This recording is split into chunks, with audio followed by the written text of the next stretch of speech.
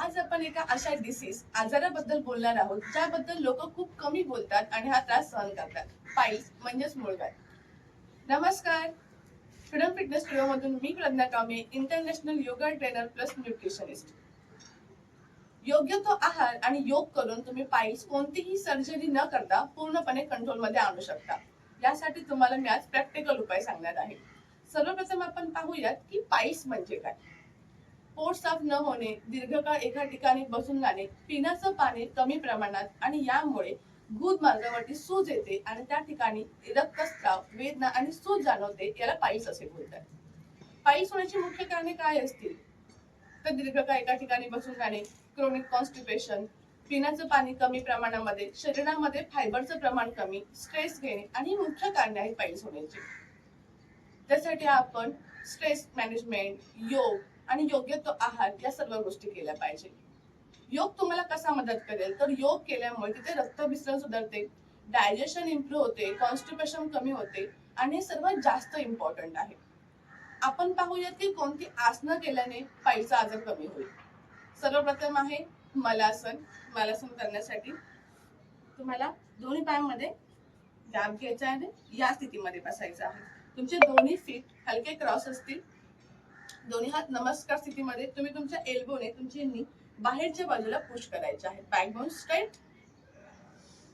Close your eyes and 1 minute hold.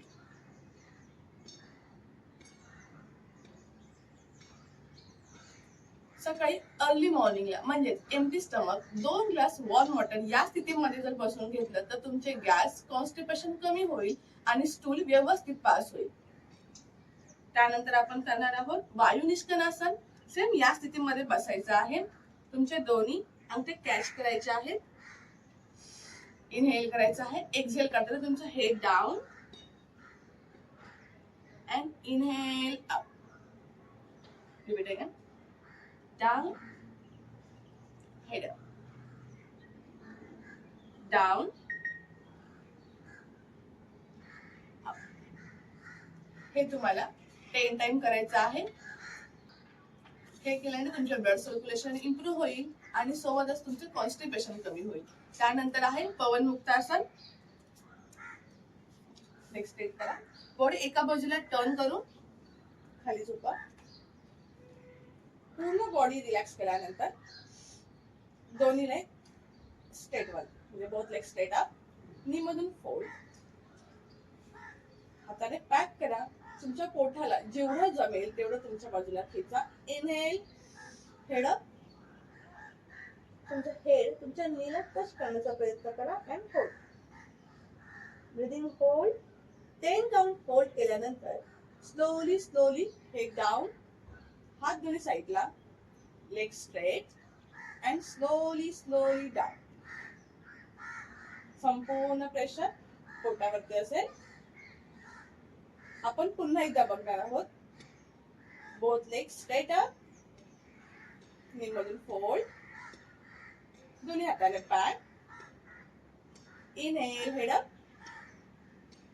Touch your knee. Slowly slowly head down. हात बाजूला, पायावरती straight and slowly slowly down.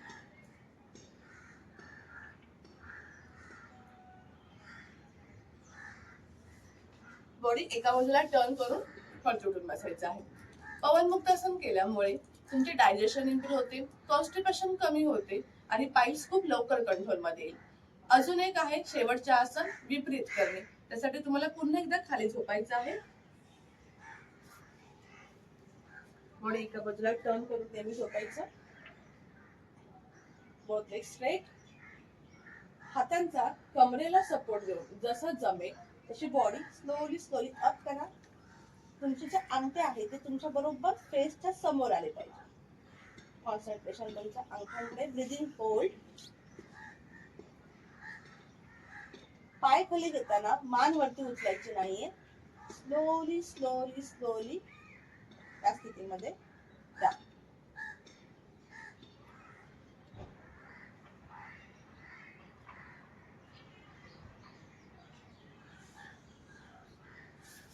आसन करताना बॉडीला अजिबात फोर्स करू नका आणि ब्रिदिंग वरती संपूर्ण कॉन्सन्ट्रेशन ठेवा. ठीक आहे. सोबतच आहारामध्ये चेंज करणं खूप गरजेचं आहे. आहारामध्ये फायबरचं प्रमाण वाढवा, पिण्याचं पाणी पुरेसं ठेवा, म्हणजे दिवसातून 8 ते 10 ग्लास पाणी पिणे खूप गरजेचं आहे. तुम्ही एम्प्टी स्टमक वॉर्म वॉटर मध्ये गुळ मिक्स करून घेतला तरी सुद्धा चालेल. त्यासोबत इम्पॉर्टंट आहे की तुम्ही तुमचा स्ट्रेस कंट्रोल मध्ये आणा. आम्ही आमच्या फ्रीडम फिटनेस स्टुडिओ मध्ये स्ट्रेस मॅनेजमेंट, मुद्रा, मेडिटेशन यासारखे क्लासेस घेतो. त्यामुळे खूप साऱ्या स्टुडंटला याचा छान फायदा झाला आहे. अजून कोणती इन्फॉर्मेशन हवी असेल तर आम्हाला या नंबरवरती कॉन्टॅक्ट करा. थँक्यू.